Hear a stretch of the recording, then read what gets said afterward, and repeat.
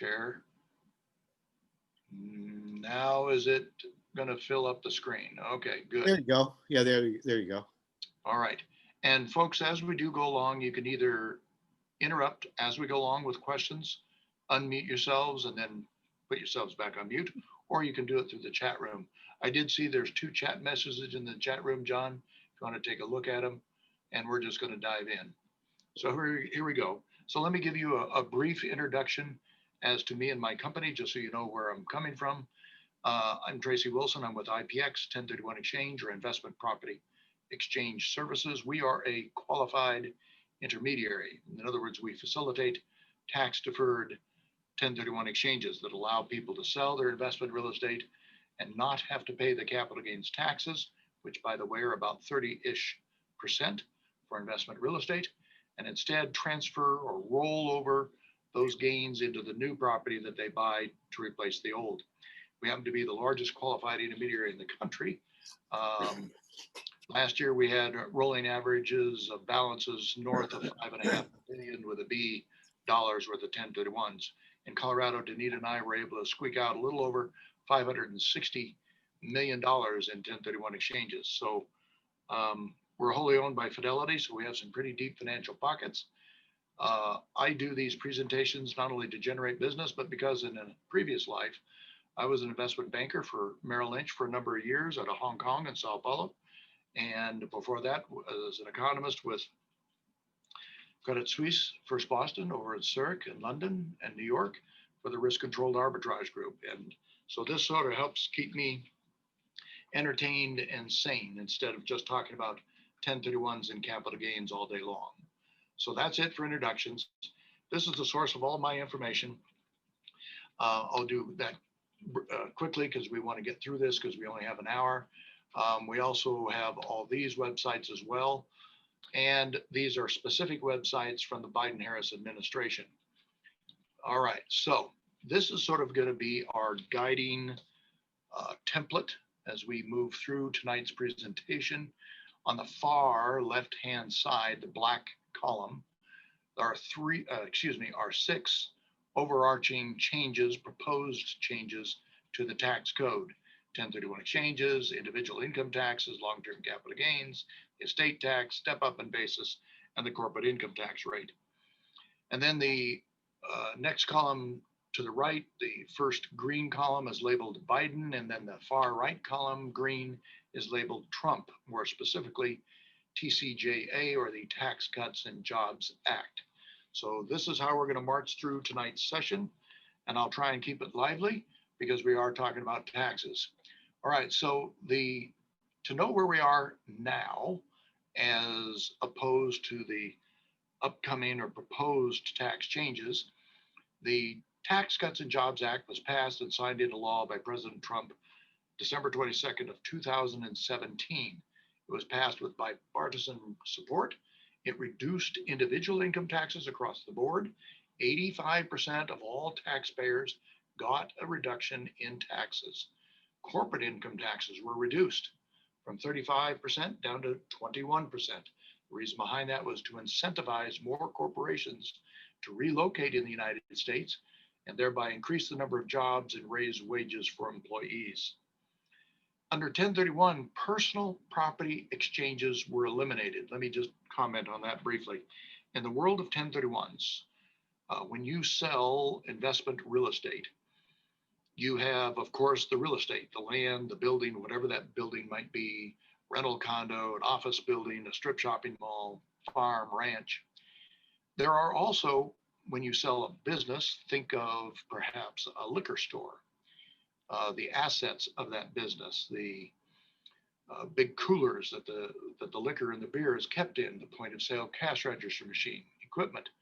We used to be able to do exchanges on those personal property items, but no more. That was eliminated out of the tax code. We can only do 1031 exchanges for real property.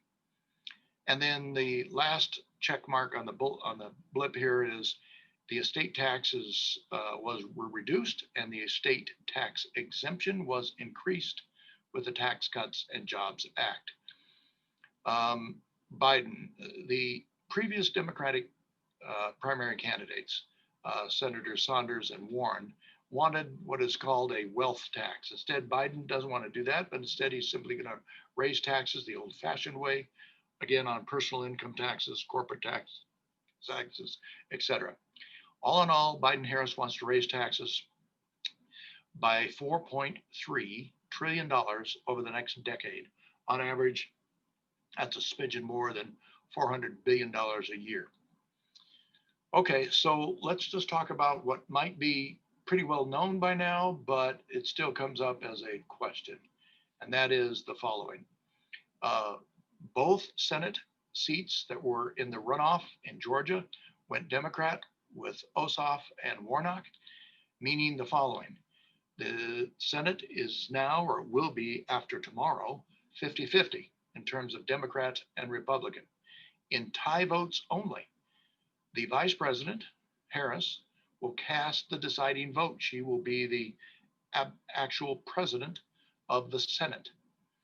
With the Senate being at 50-50, any proposed tax changes would be more likely to happen without Vice President Harris even acting as president in terms of, I need to shrink my monitor here, in terms of passing tax changes. So in the current political environment, there's a high likelihood that there will be significant changes to the tax code. This slide, not any others, reflect my opinion and my estimates. It took the Republicans almost a full year, all of 2017, to pass the Tax Cuts and Jobs Act. They used budget reconciliation, even though they controlled both the House and the Senate and the executive branch. So this is very much similar to the situation we now have. It's unknown as to how much or how fast any of the following proposals may come to pass. John, I saw that there's a 3 or a new chat in the chat room. Anytime, any questions for me to answer, or is it just housekeeping stuff? Dan had one. Some of them were just kind of housekeeping, but Dan had one that says he's new to real estate. What are exchanges? Okay, that's what we're talking about. Maybe if you could give a brief explanation, that'd be great. Sure, it's just a part of the tax code, section 1031, that allows somebody to sell investment real estate, like rental property or vacation homes or raw land or office buildings or anything like that. Sell investment real estate, not the sale of your personal primary residence. So you sell investment real estate, you're going to pay taxes on the gain or the profit. Those taxes are about 30-ish%. To avoid that, section 1031 of the tax code allows you to roll those gains over into the next piece of property that you buy, that you exchange into. So is that a good enough explanation, John, do you think? Or whoever it was that asked the question? Looks like there's another one in the chat room. That was a good, we got a conversation in the background. Tracey, I don't know if it's on your end or not. I think everybody else is muted right now. Okay. Let me try and make sure that it's closer here to my microphone. Yeah. Hang on just one moment, okay? Oh, okay, thank you. Hey, Danita, maybe speak just a little bit softer. I see it now. Yeah. Danita, Yeah, there you go. Danita, just a little bit softer, Danita. Or I'm back again. Okay, thank you. Okay, so I think we took care of that. We'll see. That's right. That's right. All right, so let's dive into this, and we're going to talk first of all about section 1031 exchanges. And can you hear me okay? Yeah, we still got some background, quite a bit. Huh. And I don't, it's not on my side, so. All right, so Biden wants to limit 1031 exchanges to only those people earning $400,000 or less. Those that earn more than $400,000 would not be able to do a 1031 exchange. Recent reports say that Biden will completely eliminate section 1031 of the tax code. Further, this $400,000 limit is not defined. Is it a married couple filing joint? If that's how they're going to define it, does that mean then that a single tax filer would, their threshold would be just 200,000, half of the $400,000 limit? Or what about taxpayers that are in an LLC or a partnership or sub S? What about C corporations or trusts? And is the $400,000 threshold that they're talking about based on last year's income or the current year? So Again, we've got two broadly different pathways that the Biden-Harris administration has talked about all during the campaign and even right up till now about 1031 exchanges, either repealing them entirely or limiting them to just people under 400,000. Again, the 400,000 threshold is simply not yet at this time defined. So what is the money going to be used for if they repeal Section 1031? Biden's plan is called Mobilizing American Talent and Heart to create a 21st century caregiving and educational workforce. It creates brand new spending, $775 billion over 10 years on care for the elderly and for child care. And to help fund that new spending proposal, they're going to perhaps repeal or strictly limit 1031 exchanges. Repealing 1031s or restricting them, according to the Urban's Brookings Tax Policy Center, which is a slightly left of center model, they say would generate about 14 billion in new monies using a dynamic cash flow model. That 14 billion falls to just about 9 billion in generated new revenues. So the question is, does it make sense to repeal 1031 to generate 9 to 10 billion dollars to then turn around and spend it on 775 billion in new spending? And that's a question that probably has already been answered since we had the election on November the 3rd. I don't mean to be rhetorical. All right, so here's some economic impacts of Section 1031. Nationwide, 1031 exchanges exceeded over $100 billion in property sales annually. That's a 2016 number. They're a major driver in the real estate market. 1 in 5 residential sales, about 20%, are driven by a 1031 exchange.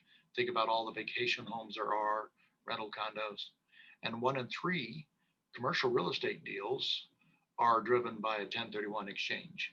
And in fact, this stat reflects larger deals that are slightly smaller than 30 million. Then the stat is probably more like 1 in 2, or about 50% of all commercial real estate sales are indeed driven by a 1031 exchange. Bloomberg did a study with the University of Florida that estimated that rents would need to be increased anywhere from 8 to 13% to offset the effects of eliminating Section 1031. Commercial real estate property values would decline about 8 to 12%. When you look at the estimated taxes that are paid in a 1031 exchange, which is then followed by a taxable sale, on average, they're 19% higher than when an ordinary sale is followed by an ordinary sale. In other words, essentially, Section 1031 actually generates more revenues for the government over the long term. Remind me of your last name, Laura. So again, the Tax Cuts and Jobs Act eliminated personal property exchanges. That's right. I'm going to give you an example here, if it's all right. Let's say there's a business and it's outgrown its 5,000 square foot office building that it owns and it occupies. But it can purchase and move into a larger, more expensive building without incurring a capital gains tax at the time of the sale of the transaction, simply by using 1031 of the tax code. The money that this business saves by not paying capital gains taxes can be used instead to help fund the business operation. This is where the money does the most good. It's reinvested in the private sector economy and not being sent off to the government. It allows this business more freedom to change its geographic location or diversify their holdings. In summary, the more frequent trading of properties and real estate owners' better use of the resources in turn creates a more efficient market. All right, so these are just some of the benefits of Section 1031. So to recap what I've just said, 1031s have been in the tax code since 1921. Biden-Harris either wants to limit or eliminate 1031 exchanges to help pay for about 775 billion in new spending.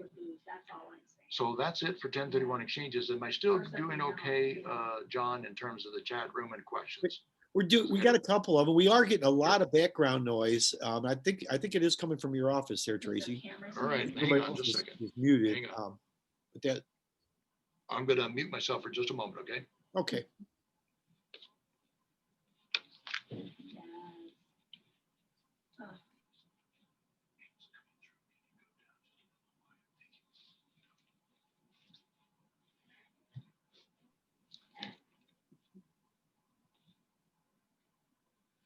Hopefully this is better this time. Yeah, Okay, that so, sounds a little better. We do have two questions here. yes, please, thank you. Let's see. Dwayne wanted to know, let's see, I think he wants to know, is there 44, is it 1,000 gross or adjusted? Or is that, I'm not sure. It says is the Oh, the 44. $400,000 limit? Yeah. Yes, that's what we're looking for. Yeah. Is that adjusted gross or? We do not know. It has not, absolutely not been defined. We don't know if it's adjusted gross income, modified adjusted gross income. We don't know if it's above or below the line on 1040. We don't know if that applies to married couples filing joint. Hey, if that's the case, does that mean a single person, 200,000 would be the threshold? There flat out is no information. The Biden-Harris administration during the campaign never bothered to specify it. They just sort of tossed the number out. At this point in time, right now, nobody knows. Sorry, that's the best answer we've got. Okay, Steve wants to know, is there a change on the personal residence tax exempt up to 250,000 or 500,000, the 2 years occupying at least the last 5 Not years? at this time, and I don't anticipate there being a change. Okay. Okay, thank you. Any more questions? That's it right now. Thank you. And thanks for taking the care of that. I think that was a little bit of background noise there, and I think we're good to go, Tracy. Okie dokie. Thank you. All right, so let's take a look at individual income tax rates. I'm going to move, I need to move my screen up a little bit. So it's going to raise the top income tax rate from 37 up to 39.6. And in fact, they're going to raise the top 3 marginal tax brackets. So for example, Colorado residents, the top marginal rate of state and federal would be over 44%. For residents that are in high tax states like California or Hawaii or Minnesota or New Jersey, the combined income tax rate could be as high as 62% for top income brackets. Biden says that he'll only raise taxes on those earning $400,000 or more. Let me pause. He has said 2 different courses of action. He has said, 1, he would completely repeal all of the Trump tax cuts, completely repeal all of the Tax Cuts and Jobs Act. Also during the campaign, and even up till now, he has said something completely different. He said he would only raise taxes on those people earning $400,000 or more. Those are 2 completely different scenarios. And again, when we're talking about raising taxes on those people earning $400,000 or more, does that mean adjusted gross income? Does that mean, is that a married filing joint, single making 200,000? We just don't know. It has not been defined. Too bad it wasn't questioned or debated during the presidential race. Okay, so when we look at individual income tax rates, the top 3 bullet points I've already told you. Bullet point number 4, Biden has suggested 2 very different courses of action. I just sort of said that. He is either going to repeal all of the TCJA. What does that mean? I mean, that means 5 out of 7 marginal tax brackets would go back up. The standard deduction under TCJA was increased from $6,500 up to $12,000 for single people. For married filing joint, it was increased up to $24,000. Are they going to reduce the standard deduction back to what it was originally? We don't know. There's no information. Or the other path is instead supposedly raising only those taxes on those earning $400,000 or more. Again, we don't know what the $400,000 really means. All right, so is there anything else on that? No, that's pretty much it. I did have one slide that some people like, some people don't like. Do the rich pay their fair share has been one of the mantras, especially during the campaign. So what we have here in front of us is the top, it says income group, the bottom 50%, top 20 to 50%, top 10 to 25%, top 5 to 10%, etc. And then the next line down, you can see it's starting with the peach or pink, 11%, share of all income earned. So for example, the bottom 50% make 11% of all the income. The top 1%, way over the right-hand side in the blue, top 1% make 21% of all the income in the United States. The bottom row, share of all income taxes paid, show each one of these breakout rates and how much is paid by each percentage. So for example, what this is showing us is if you define people being rich, supposedly, that earn more than 400,000, that would probably be these top two brackets, or maybe even the top three brackets, depending on how they define it. But they actually earn about 36% of all the income, these top two brackets, but they actually pay 60% of all the taxes. Is it fair to raise taxes on them? Just food for thought. All right, back to our issues, and that is, we've talked about 1031 exchanges and raising individual tax rates. Let's talk about long-term capital gains rate. So this is going to get a little difficult, a little numberish, but I want to make sure that I don't lose anybody. So I'm going to sort of walk through it carefully. The idea that the Biden-Harris administration has here is that they want to raise capital gains taxes, which are currently at 20%, up to ordinary income rate, which is at 40%. Why? It's for those people that make more than $1 million, they think that they should pay the same rate on their investment income, capital gains, as they do on their wages. So that's the concept. Let's take a deeper dive. Again, for those that are earning 400,000 and above, but not over $1 million, they would continue to pay capital gains when they sell something at the current 20%. So I need to pause. I'm going to ask John for guidance. Do you want me to talk just a smidgen about what capital gains are in general? This is not in the slides. Or am I I'm talking down too much? No, a quick overview would be really good, Tracy. I think that'd be very helpful for us. Okay, so Thank you. capital gains. I think the best way to do it is to compare it to your income. When you earn income, you get paid by your boss, you get paid by your company, when you earn commissions, when you sell real estate, buy real estate, all that is personal income taxes, which we just talked about just 2, 3, 4 minutes ago. But when you own something, you own stocks, bonds, mutual funds. Maybe you own a baseball card collection. Maybe you own real estate like a single family rental house that you're renting out. Someday when you sell that asset, you sell the stocks or bonds or sell the real estate, the profit, the fact that the real estate went up in value, that profit is called a gain, a capital gain. And that's what we're talking about here. Currently, capital gains. So for example, you buy a piece of real estate, a single family rental house, it costs you 300 grand. You buy it, you rent it out for 2, 3, 4 years, and you sell it for 450,000.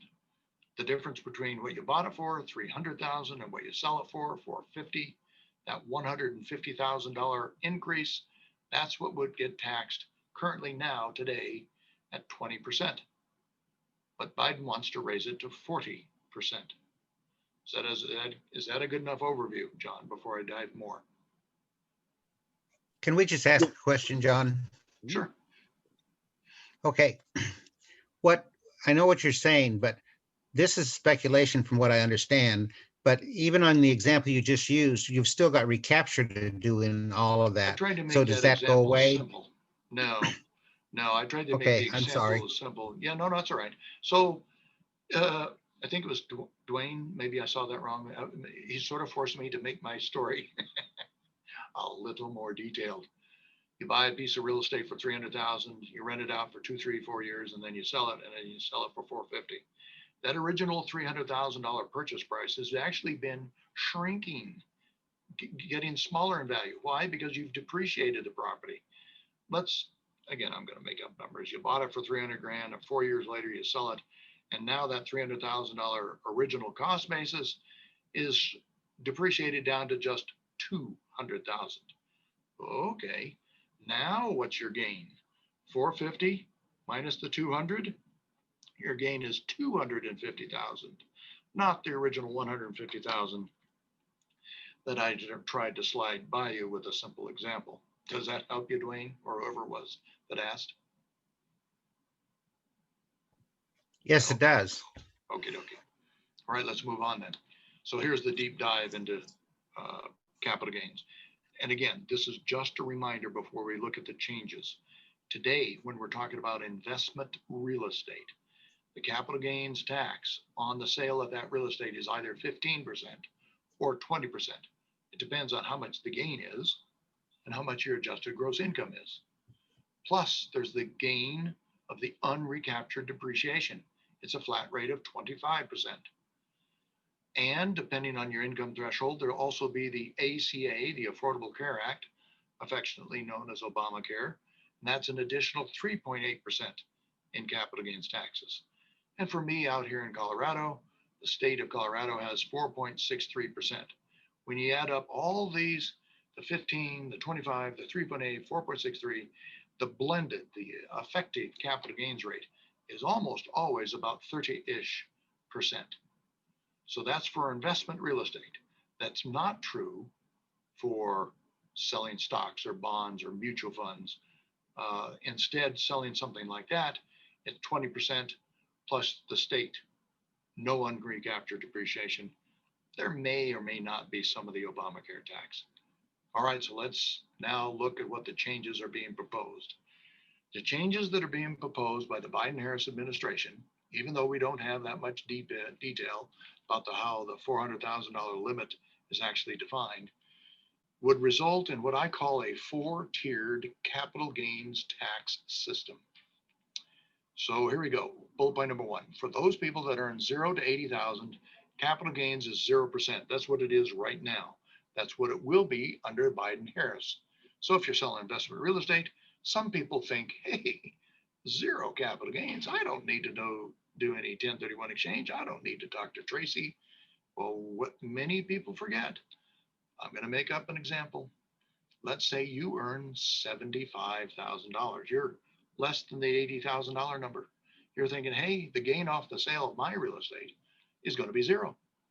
Well, that's true, except for you've got to add the gain to your income. Oh, you won't pay taxes on the gain, but what it does is it pushes you up in a higher marginal tax bracket. Now, let's say the gain was, I don't know, let's make it up. It's $30,000, not very much. That means that the first 5% of the gain, or first 5,000 of that gain is 0. Then the remaining amount of the gain gets taxed at 15% plus the state of whatever state you're in. So many times people who think they're going to have 0% capital gains, bullet point number 1, they're not. You always got to ask your CPA, or if you want for some quick back of the envelope math, you can give me a call. All right, bullet point number 2. For those people that are earning $80,000 up to 400 grand, the capital gains would be 15%, which is what it is today, plus about 5%. That's an average of all states. So the effective capital gains rate is about 20%. And yes, you'd still be able to do a 1031 exchange. Bullet point number 3. For those people that earn somewhere between 400,000 up to $1 million, again, we just don't know that $400,000 number, how it's defined. Those people earning that much money, the capital gains rate is almost effectively, call it 30%, because capital gains are 20%, same as it is now, same as it is under Biden-Harris, plus 5% to the state, plus 3.8% for the Affordable Care Act.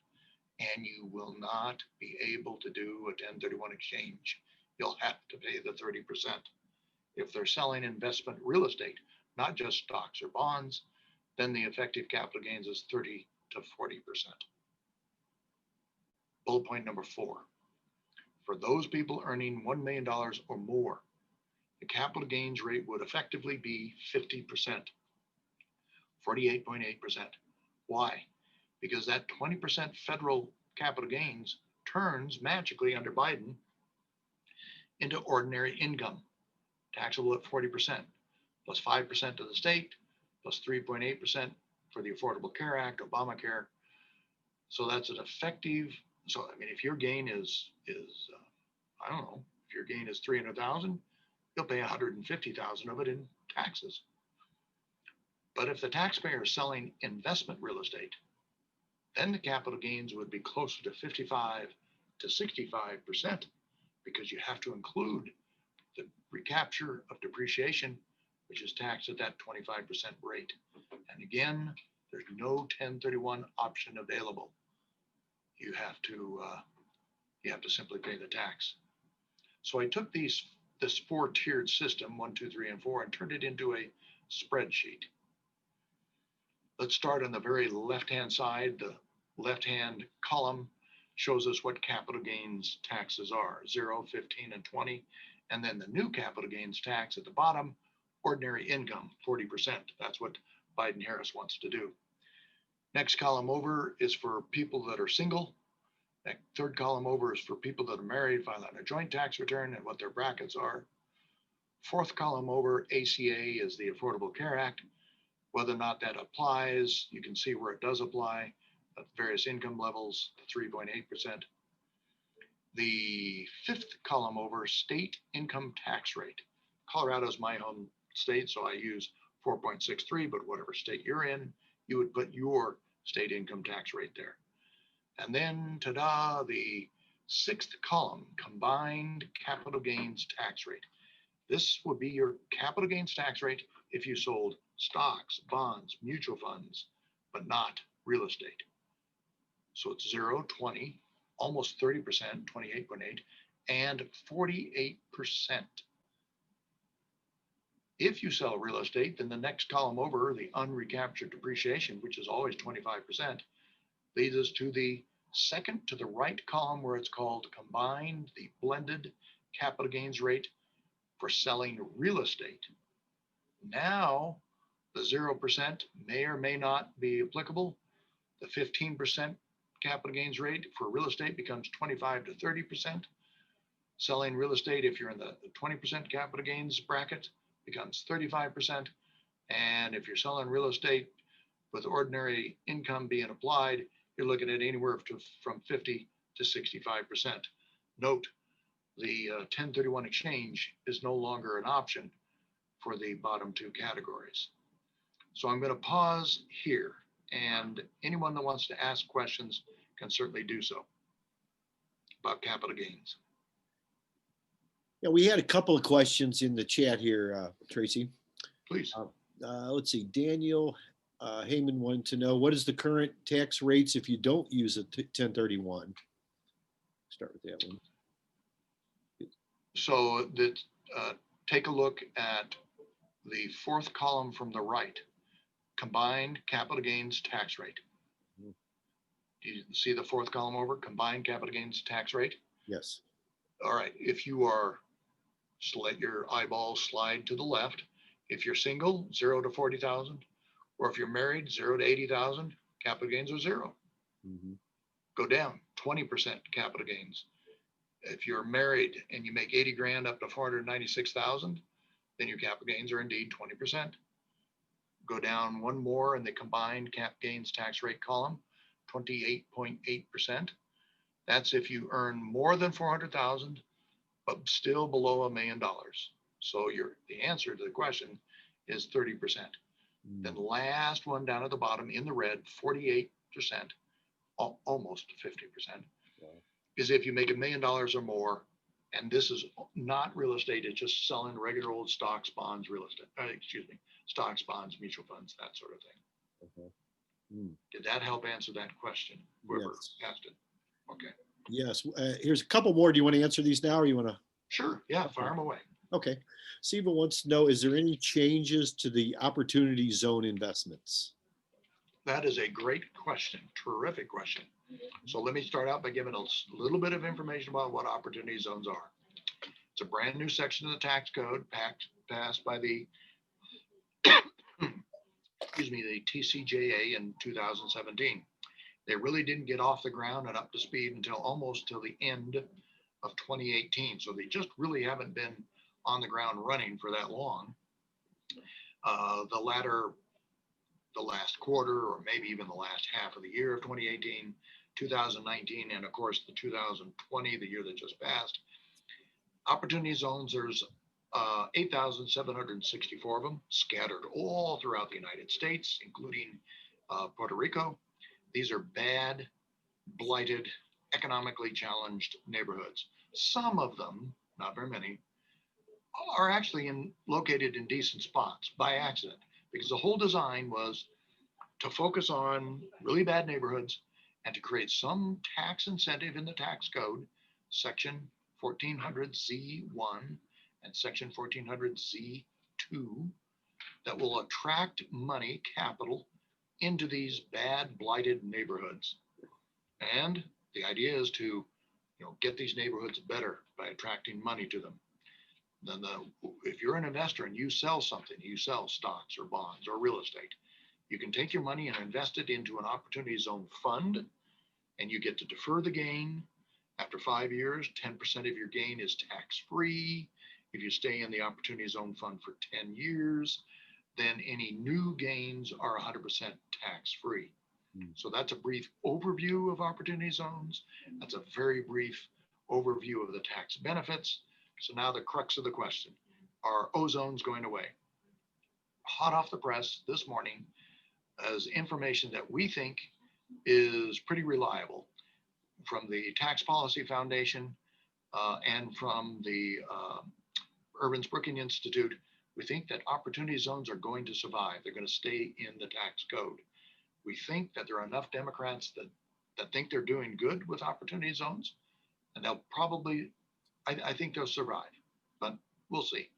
So that was sort of a medium-sized, long-winded answer. Was that okay, John? That was great. Very good.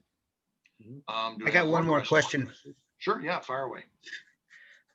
That's why it's bad for me to be here, but I've always been told the government uses the tax rates to encourage us investors to go to where they want us to invest. So we can look at this, but does that necessarily mean it's bad, or it's just time to find a new place to go invest? Say that last part again. I didn't mean to talk over you, Dwayne. So does this mean that we just need to look at a new place to go invest? Like tax-free states, Like a tax-based what? Dwayne? Do you mean new places means tax-free states? Yeah, yes, something that's going to be a beneficial by investing in it, like these opportunity zones that you can do that if you're going to live that long. And I'm not expecting that, so that's not a problem for me. But I mean, I've always been told that about the government uses this to say, we want you to invest here, so we'll give you preferential tax treatment. Yes. So I'm wrestling with how to answer. So I do think that opportunity zones are going to stay in the tax code. The actual opportunity zones themselves, these particular neighborhoods, were created by each governor of each state, certified by the U.S. Treasury. They're not going to change. If you're talking about moving to a state that has like no income tax, like Wyoming or Texas or Florida, well, I guess that's one idea.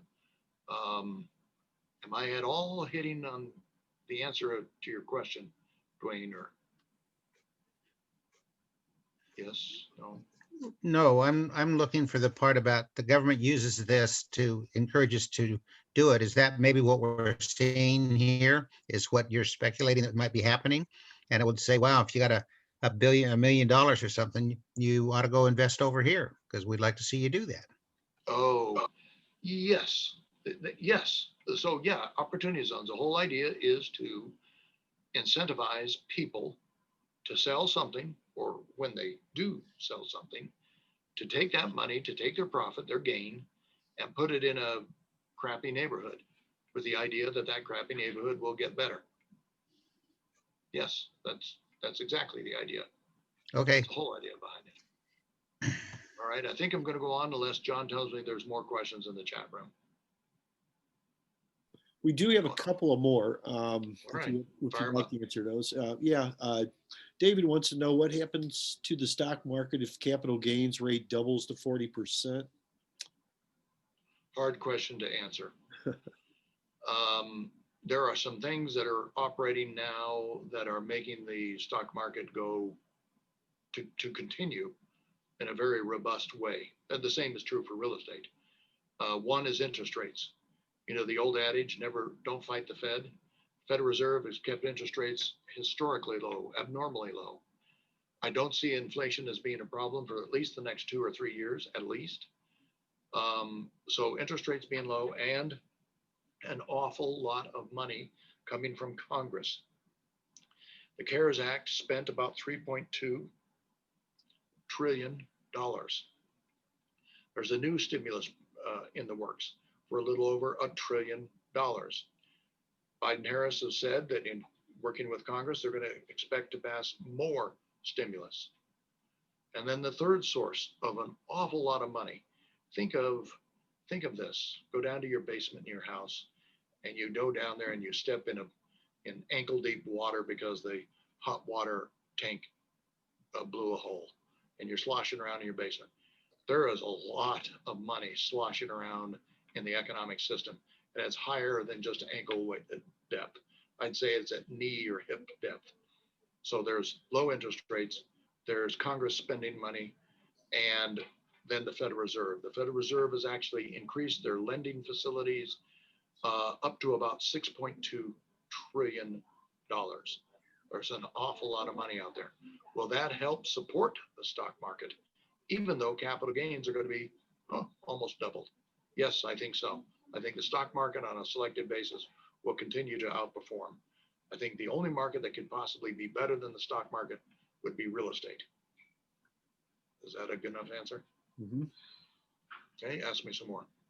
Okay, Diana wanted to know, let's see, are the capital gains rates graduated like income taxes? And then she went on to say, I meant the ACA tax. So I guess, are the ACA taxes gains rates graduated like income? I'll answer both of those. Okay. Capital gains, if you look at the slide that's in front of us at the extreme left-hand column, capital gains are only in 4 distinct percentages: 0, 15, 20, or 40%. So they don't, and they apply to the income brackets that you see in the columns right next to it: single, married, filing, joint. Mhm. If she's talking about, or he is talking about the 3.8% Obamacare tax, the ACA, it is a tax applied to gain that is above 2 different income thresholds. So if you have income and you sell something and you add the gain to your income, any gain, if you're single, that's above 200,000, it'll get hit with 3.8% in addition to the capital gains. If you're married, filing joint, and it's above 250,000, then you're hit with a 3.8%. That should answer both of those questions. Yes. And how about one more, and then we should probably march on. Okay. Tim would like to know, how is income defined? What is included as income? Income is anything that is earned or commission-based income. Essentially, when you look at how the tax return, the Form 1040 is structured, or how the income tax or personal income taxes are created, there are 3 different buckets. If you earn a living, you are a waitress, you get tips. If you're a salesperson, you get commissions. If you're an employee, you get some sort of job or salary. That's earned income.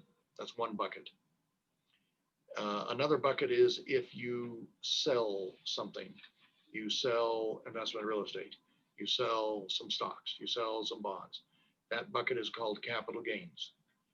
Then the third bucket is called portfolio income, or sometimes accountants will call it unearned income.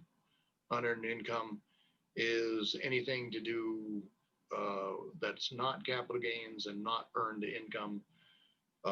Usually the income, dividends, or interest from stocks or bonds. Did that answer that person's question? Yes, that's a good explanation. Thank you. Okay. Sure, You're putting my old CPA skills to the task. I appreciate that. sure. Okay, let's move on. So we've talked about, this is a little bit of a recap. Long-term capital gains under Biden-Harris will be about 50%. For real estate, it's 50 to 60%. Under Trump, it's 30%. Okay, we've now talked about the first 3 items. We're going to have to march a little bit faster to cover the last three. The estate tax. What the heck is the estate tax? When a person dies, there is a federal estate tax exemption that allows the estate, your heirs, your beneficiaries, your kids, to not be taxed on what mom and dad had or that they owned. If a person's estate is more than the exemption, then the heirs, the kids, the estate will pay an estate tax of 40%. That was the same under Trump as it was under Obama. So what the heck is the estate tax exemption? What is that threshold? Well, before Trump took office, the threshold was 5 million. So if you died with $5 million or less, your heirs, your kids did not have to worry about the estate taxes of 40%. If you died and you left them a farm, a ranch, a small business, and it was more than 5 million, yep, your kids, your heirs would pay that 40% tax, plus capital gains, by the way. But under Trump, the exemption was raised from 5 million up to $11 million. Yay! So now if you died with $11 million or less, no estate taxes, no 40%. Just to be clear, some states have what a very similar tax. They don't call it an estate tax. States call it an inheritance tax. Most states have gotten rid of it. Colorado got rid of its inheritance tax way back in 1980. Biden wants to drop the estate tax threshold from 11 million down to just $3.5 million. Again, what Trump did was raise that exemption and kept the estate tax at 40%. So Biden wants to lower the estate tax exemption and further raise the estate tax rate from 40 up to 45%. So last point on this estate tax. The $4 trillion tax increase of the Biden-Harris administration will tax you while you're alive and even after you die. So people that own the family farm or a ranch or a small business, when they die, they're going to get taxed on it. Again, if the value of that farm or ranch or business is more than 3.5 million under Biden-Harris, it will be taxed. And it will be taxed not at 40%, but at 45%. Sometimes you'll see this referred to as the death tax in the literature. Any questions on the estate tax before I march on to the step up in basis? Questions here? Or if there are leftover questions, let's take them now in the chat room. Going once. There was Yep, just John. one more that Diana had. I thought I read there was also a proposal to provide substantial new buyer forgivable loans for opportunity zones. Have you heard of this? Not, I have heard of it, but it is not specifically designed for opportunity zones. What you're thinking about, or I think you're hearing about, is the paycheck, the PPP, the Paycheck Protection Program, and the forgivable loans that were granted via an SBA type of deal. The loans are going to be considered grants, and further, when you do, or since they are considered to be a forgivable loan, you will not be taxed on the income from that forgiveness as well. So hopefully that's what she's talking about, or he is talking about, but I don't think that is any way tied to the opportunity zone. But I could be wrong. Maybe there's something I just haven't seen or read about yet. She said that was for first-time home buyers. That's what she typed in. Oh, well, first-time home buyers, yes, there is a new part of Biden's administration that are going to be having a new spending program for first-time home buyers. That is true. But it doesn't have anything to do with opportunity zones. You can buy a home anywhere, in or out of an opportunity zone, and you'll be able to use the new first-time home buyer credit. But yes, that is coming. I'm not talking about that in this particular. All I'm talking about here are the increases to taxes, not necessarily the new spending programs in detail. Is that an okay answer? Yes, thank you, Tracy. That's okay. Step up in basis. If none of you have gone to sleep yet, this probably is the most important change of everything that I've talked about. This change, to me, my opinion, is absolutely horrendous. Let me show you what it means. This step up in basis, it's section 1014 of the tax code, has been in the tax code since 1916. Remember, the tax code was created in 1912. This is going to hit mom and pop hard and the kids even harder. Let's say that the parents own, I don't know, a fourplex that they rent out, or maybe they own a farm or a ranch, or maybe some small business, and then they die. Now, don't confuse what I'm about to talk to you about here, step up in basis, with what I just talked about on the estate tax. Here, I'm talking about capital gains. The kids get the 4-unit apartment building, or they inherit the ranch or the farm or the business. Then they got two choices, those kids. They can either sell it and they pay no capital gains. Why? This part of the tax code lets the basis step up to fair market value on the date of death. It erases, it eliminates the capital gains. If your kids are sort of like my kids, I die, they get my investment real estate and they're going to turn around and sell that real estate before my funeral is even over. And they will pay zero capital gains taxes because of the step up in basis. Or number two, the kids could decide to hold on to the real estate and they continue to rent it out. Then later on, 2, 3, 5, 10 years down the road, whatever, they do sell it. They will only pay capital gains taxes for the amount of the gain during the time that they owned it.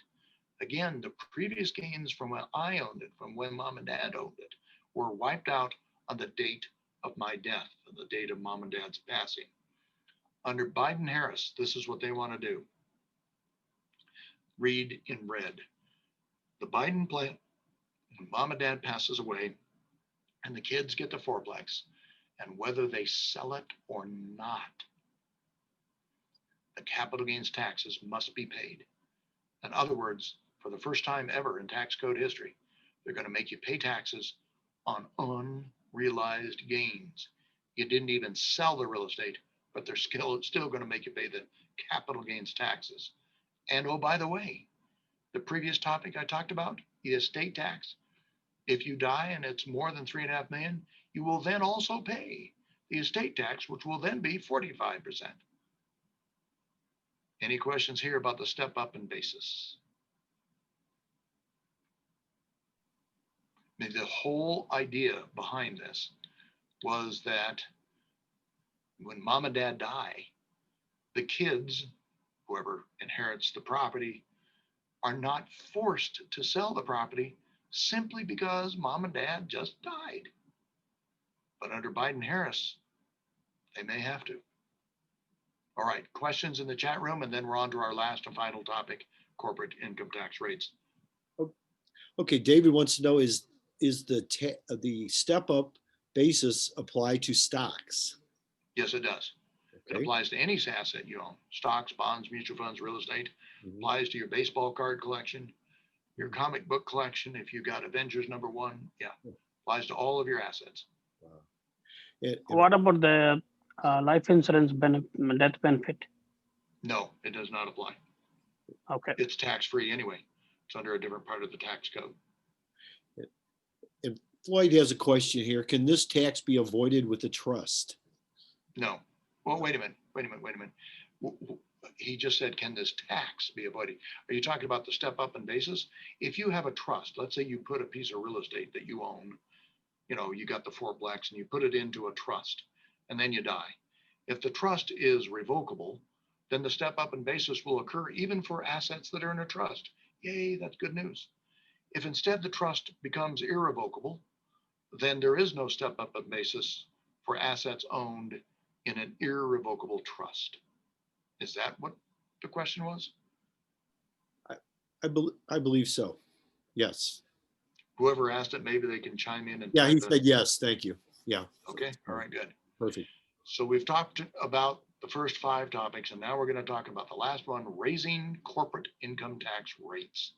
So before 2017, the US tax rate was 35%, higher than most other countries.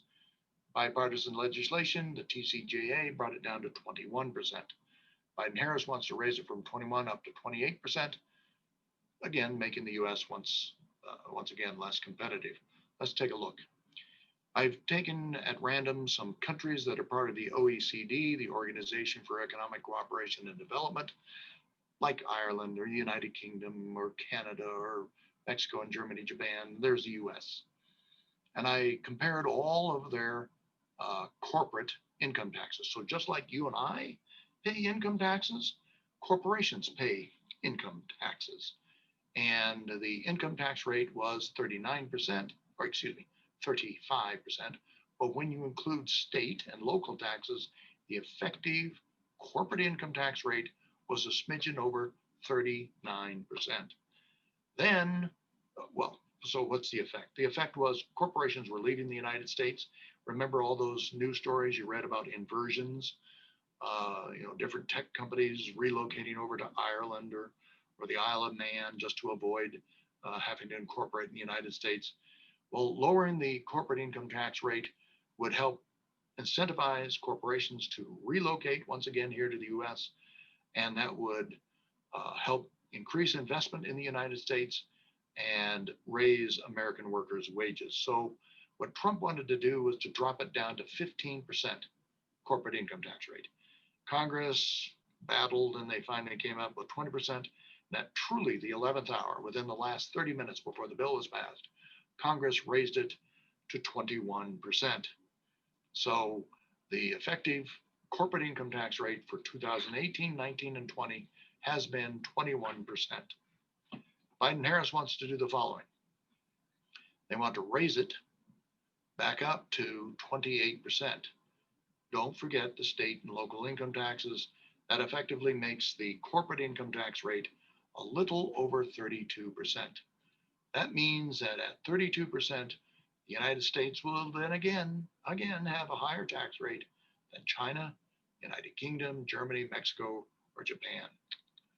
This results in making the United States uncompetitive. Corporations are disincentivized, probably may not want to locate here, resulting in lower wages of workers and even reducing jobs. Questions here on corporate income taxes. We're in the last section. It only takes about 3 minutes. Let's take a look at it. This is a recap of what we talked about. Either they're going to repeal or just limit 1031s. They're going to repeal the step up in basis. They're going to increase capital gains taxes. They're going to increase individual income tax rate, at least on the top 2 and possibly the top 3 brackets. Or if they totally repeal TCJA, they'll raise all income brackets. Current corporate tax rate is 21%. They'll increase it to 28%. And they're going to increase the estate tax from 40 to 45%. So that's a recap of what I just talked about. Is there anything else? There is one thing that's sort of important for us in real estate. SALT, state and local income taxes. Under Trump, the TCJA, the property taxes, the local income taxes, and the sales tax became capped at a maximum of $10,000. Taxpayers could use any combination of property taxes or local income taxes or sale taxes to get to their $10,000 limit that they could deduct from their income. And capping the deduction did the following. It served to stop citizens that are in low tax states from essentially supporting people in high tax states. Biden wants to undo the SALT cap. Let's take a look at the map. People that are in low tax states, blue, purple, were effectively for the last 40 some years subsidizing people in high tax states or high tax cities. Take a look at California or New York or New Jersey or Philadelphia that are in the pink, hot pink. And now that's going to be probably undone. There's a high probability that the SALT tax cap will be gotten rid of.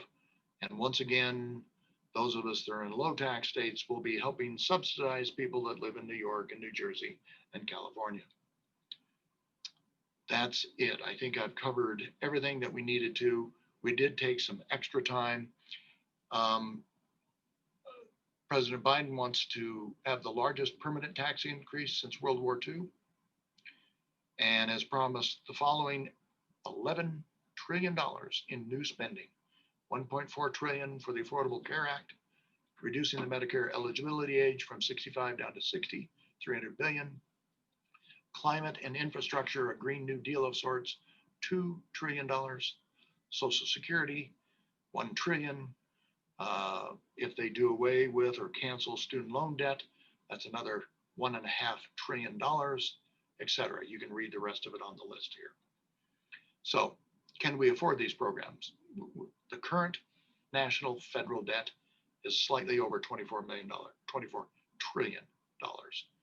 And they want to put another 11 trillion in new spending into place. Does it make sense to raise taxes in the middle of a pandemic recession? Okay, that's it. I'm done. What do you folks think? Wow. Wow, a lot going on. We have two more questions here, if that's okay, Tracy. Sure. I got all the time. I was worried about people dropping off. No, it's perfect. Yeah, Diana wanted to know clarification, please. The property must be in an irrevocable trust before the person passes. Is that correct or incorrect? Property must be in an irrevocable trust before they pass away. Not necessarily. You can have it in a revocable trust that becomes irrevocable upon the passing of the grantor. Okay. I mean, so you can use a revocable trust to still try and shelter probate and estate taxes. Okay. And David wanted to know, would they bring back the 15% for the first 50,000 on a C corp? Oh, so when I said that corporate income tax rates before TCJA was at 35%, that person noted correctly, there was a small table of companies, C corporations, that their tax rates weren't exactly 35%. They might have been 29 or 30%. Some of them were 37%. So depending on how much the corporation made, that was their income tax rate. A blended overall effective capital gains, or excuse me, a corporate income tax rate for all corporations was 35%. With the TCJA, they dropped it to 21 and they made it universal for all corporations, regardless of their size and their net income or profitability. Very astute question. Okay. Very good information, Tracy. That's just, there's so much to absorb here. I'll tell you, it's just and a lot of unknowns. That Yes, you there just are a scratch the lot of surface on. unknowns. Yeah. Yeah, Hey, John, I have a question or a comment. sure. There's probably a number of new investors or wannabe investors that are thinking, well, how does 1031 affect me? And when my wife and I started many moons ago, we were buying small houses in areas that just weren't as nice as where we are now. And we would buy maybe even a 1-bedroom home and 2-bedroom homes, okay? They had a lower value than where we have our properties now. But as years went on, we used the 1031 to sell those properties and move to a higher class neighborhood, more expensive. So if this is eliminated, that's how it affects the new investors, because you may not be able to go out and buy a $250,000 or $300,000 home and rent it out, but you might be able to buy a $100,000 home, okay, or $75,000. Well, with all these 1031 proposed changes, this will affect you. It won't affect you today, but years from now, when you want to sell that property and move up to the next level, so you get more appreciation in a better neighborhood and more rent, it's gone. So that's why you got to be aware of these things, of these new proposed tax changes and how it will affect you. It may not now, but it does long-term if you're going to be a long-term investor. So that's my 2 cents worth. Yeah, great point, Jim.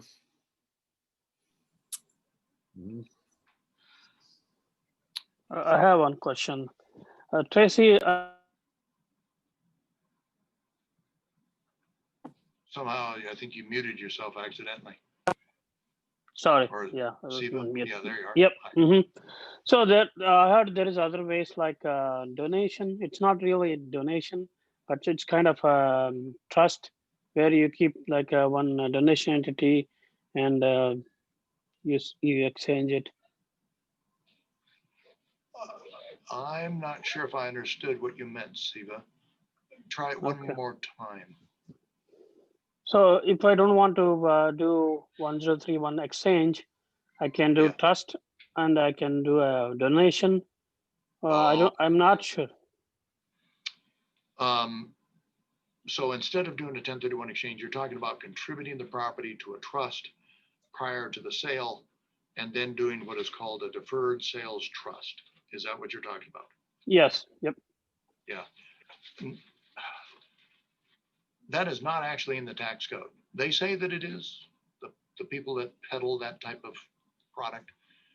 They say it's, depends on section 453, which everybody uses. That's the installment sales rules, like an owner carry note.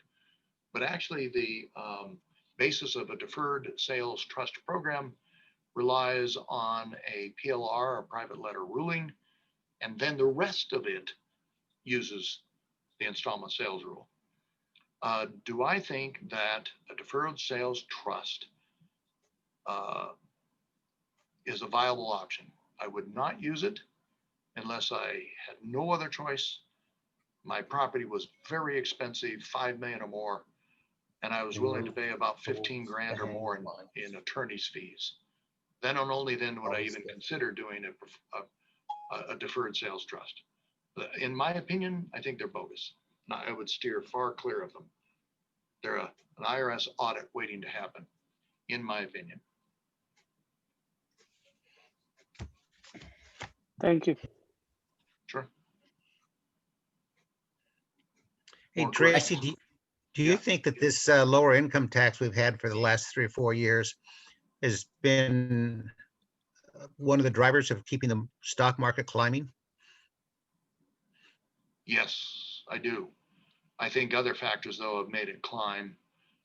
Very accommodative Federal Reserve policy, low interest rates. I think that's plus a large driver of the S&P 500, the largest driver of NASDAQ have been the FANG stocks, Facebook, Amazon, Alphabet, Netflix, Google.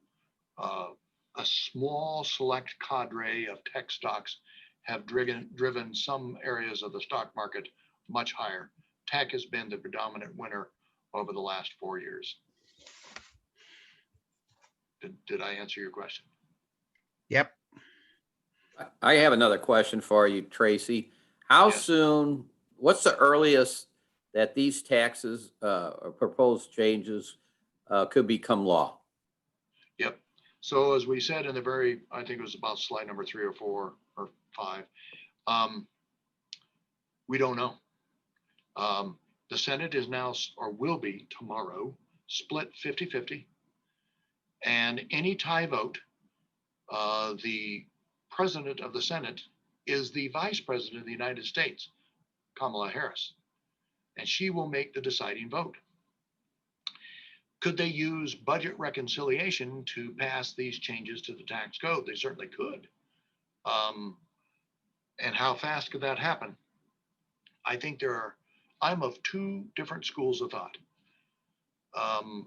Some people say that it could take them almost the entire year to pass tax legislation. And would they make it retroactive? There's a possibility that they could, but more likely than not, any tax changes will start happening in 2022. The other school of thought is the Democrat, the left side of the party, believes that they have some sort of mandate and they will push this through. And I think they'll do it sooner rather than later. And I think that they'll make it retroactive. That's the worst case scenario. So I don't have a very good definitive answer. Those are just 2 different diverging opinions. Hey, Tracy, Yes. it's David. I think, correct me if I'm wrong, don't they only get one budget reconciliation per fiscal year? So they better pick the right bill to push. Yes. But So that's maybe true. maybe they'll push the stimulus and leave the taxes out. I think the stimulus will pass without having to use reconciliation. So I think they get a free pass on stimulus spending.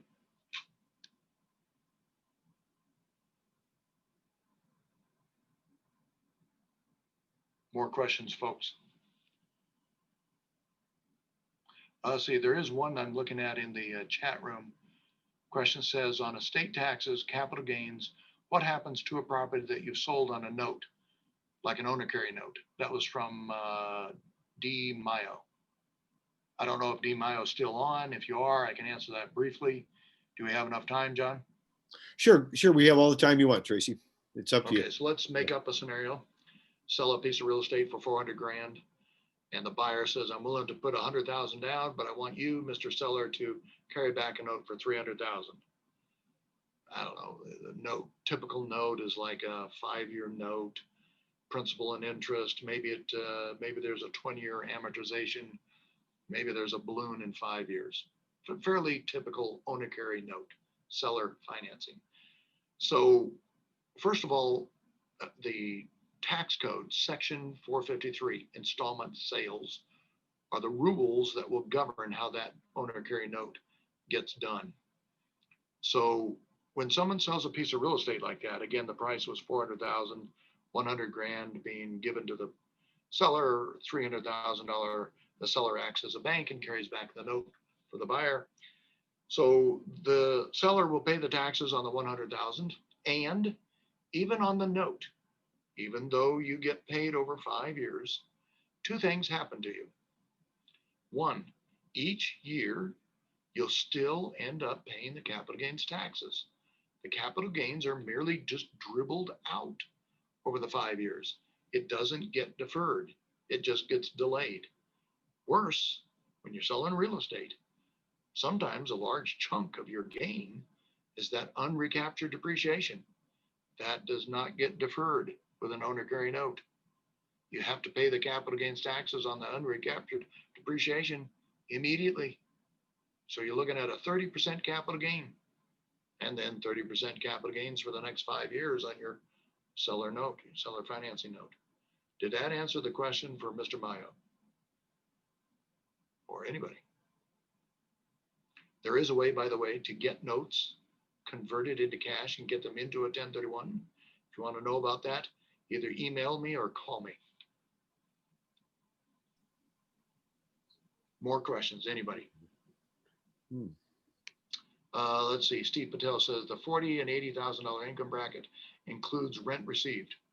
Yes, it does. So if you're getting rental income, that's not earned income. That's called portfolio income. But yes, it counts as far as your adjusted gross income and what you would pay capital gains on. Another question says, again, this is from Mr. or Ms. Mayo. So this would not be a viable way to pass property on to children.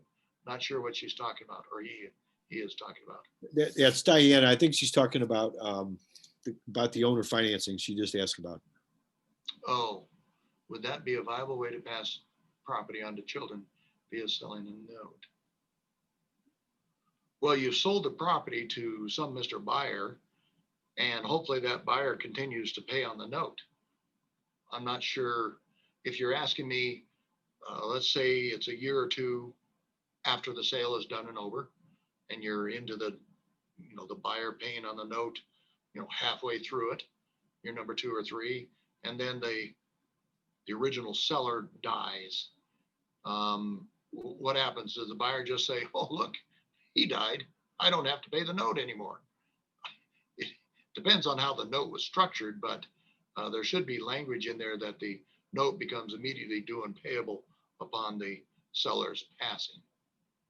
So I don't see any effective way of passing the property on to the children unless there's the step up in basis. So, but the step up basis doesn't work, not because it's going to be repealed under Biden, but because the person, the seller, already sold the real estate.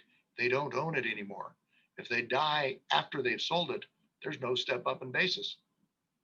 because they don't own it anymore. Does that help, Diane or Diana? What is the cost to do a 1031 exchange? I am good and cheap. It's $950. I have a question for you, or more like a scenario, if you got a second. Sure. Okay, so I purchased a investment property for 100 grand, then sat on it a year, and then got a note for 300,000 to fix it up. So I have 400,000 in my basis, and then I'm selling it for 500,000. Okay. In the meantime, I've also paid off the note. Okay. When I go to close, how much money has to go into a 1031 exchange? Am I price. able, the entire 500. sales price? Yes. But if I had a Asking. loan on it, it would be minus the loan. No. The reason is that there's a difference. Think about apples and oranges. You've heard that expression. Two different concepts. One's apples, one's oranges. Apples is what you and I and almost everybody thinks of when we're talking about real estate. Cash and your debt or your mortgage on the property. Harris doesn't care about apples. They care about oranges. Oranges is gains and basis. You, in your example, bought the property for 100,000. You got a loan for, I think you said how much? 400,000? 300,000, so 400,000.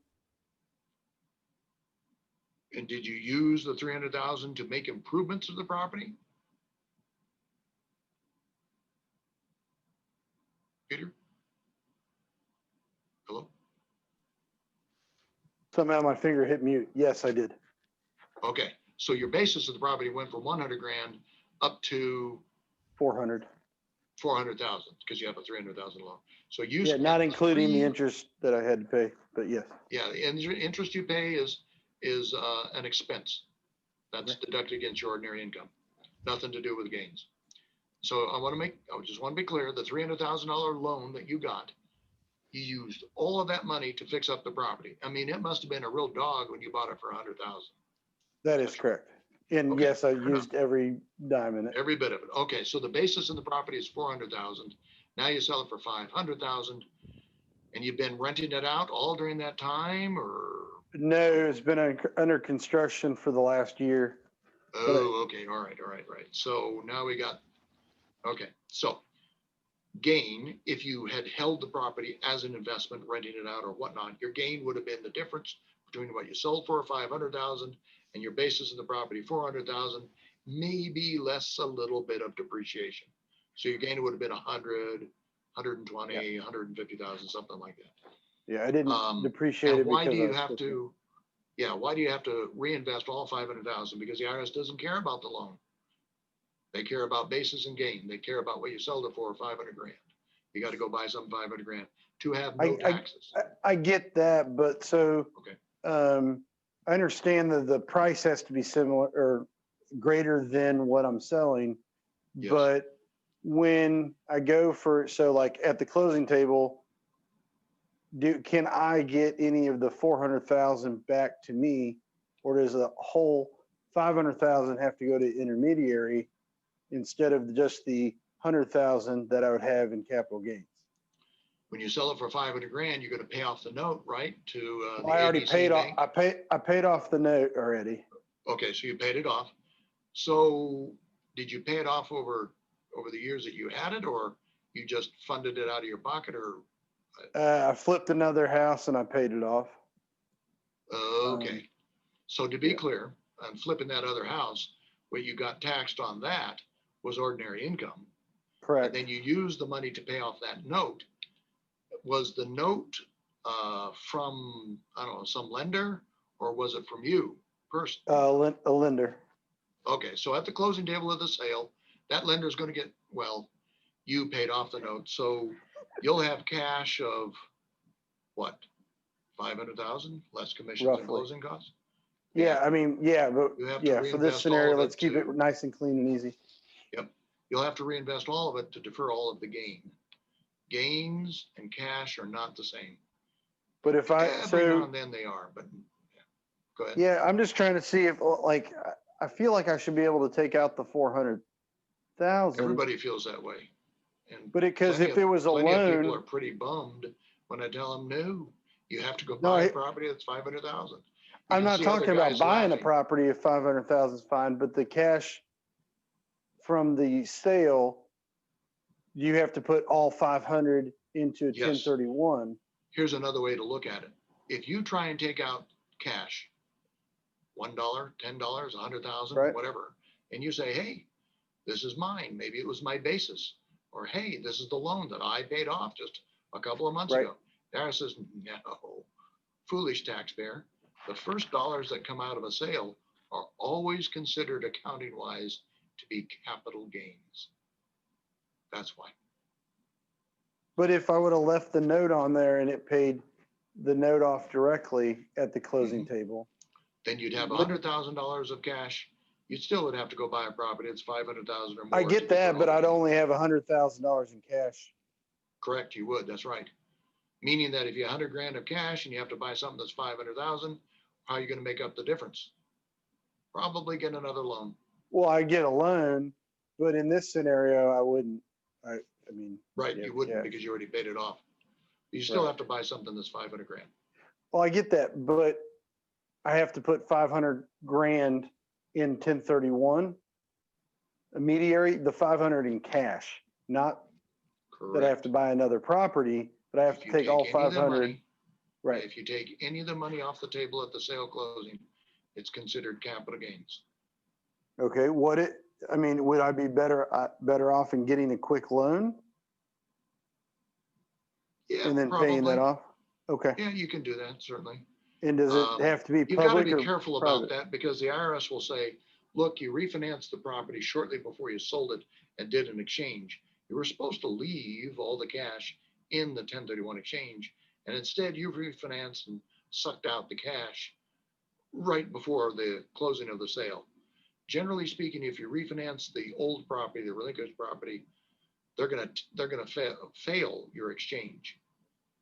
If you simply do the exchange and buy a property that's 500 grand, and then the very next day, after you've closed and your exchange is done over, the very next day you get a loan on it, that's okay. The IRS doesn't care. There you go. Yeah, just do it the opposite way. I get what There you're you saying. go. Right. Okay, thank you. Now, there's one I really last appreciate problem. that help. Oh, you're welcome, Peter. One last problem though with what you were talking about. And I saved it for now, sorry. You're Did fine. you just say that you just now got finished with the construction on that property? No, I got finished 2 months ago, but it was in the middle Okay. of election, so I decided to wait till. All Well, right. I, But you've I spent listed the it, but it was last- just awful. How long have you been building, construction, improving the property? So I bought it Yeah, in go ahead. 2018 or 19, and then 2020, I did majority of the construction and finished construction. Did you ever rent it out? No. All right, you will not probably be able to do a 1031. You can call me, we can talk about it further, but here's why. During the time that the property was being improved, during the time that construction was being done, accountants call that a work in progress. The IRS says, oh, that's inventory. And when you sell it, they're going to treat it as ordinary income, not capital gains. In other words, you accidentally turned yourself into a developer. You probably will not be able to use 1031. But What if it was Call me and rented we when can I go through bought it? did you rent it for at least a year while you owned it? No. Yeah, same answer. I don't think you're going to be able to do an exchange. Sorry. But do give me Okay. a call. You never know. Maybe I'm missing something. Okay, sounds good. Okay. All right, thank you. Anybody else? Oh, you're welcome. Any more questions? Overall, what are your people's thoughts about these proposed changes that are probably going to happen? I shouldn't be so sure. You Well, don't they like 'em. suck. Yeah. David's Right. thumbs down. Yeah. Yeah. Well, it's coming at you. It's sort of like, you see that light in the tunnel? It's a train. It's coming. Hey, Tracy, this is David. sir. Why don't you make this presentation across America before the elections? Oh, plenty of people tried. Everybody was worried about Well, they certainly weren't worried about this topic. They're worried about all sorts of other things.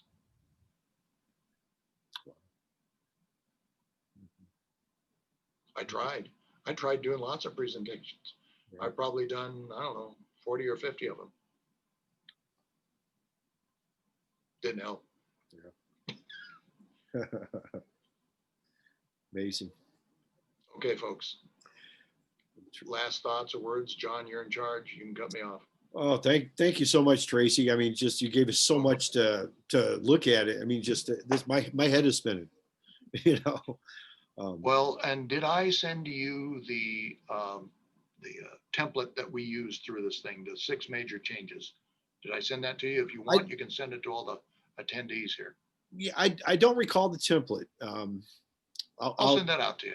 If you don't mind resending that, if you did send it, and I'll make sure we get it on our website and send it out to our attendees here. Well, also what we'll do also is we'll put the recording up for our members to look at this, because a lot of people do watch our recordings since we've been doing these virtually, Tracy. And Okay. if whatever contract, you got your contact information on there, and I am guessing this is the information you want to put out there. So we'll go ahead and include that also. Okay. So we do appreciate it very much. Any other comments you'd like to make before we wrap it up? No, I just want to say thank you for letting me talk to you folks. And I do think it's a pretty important set of topics. Mhm. Taxes, so that's it. Thank you very much. Thank you, Tracy. We appreciate it very much. And thank you, everybody, for attending. We will have the replay up by morning. All right. You can see on my contact information right there. Jot it down if you want, my email, my phone numbers. Okay. And if you have any 1031 exchanges, call me and let's get them done before they change the tax code. Yes. Yes, absolutely. Thank you. All right, guys. Bye-bye. All right. Thank you. Thanks.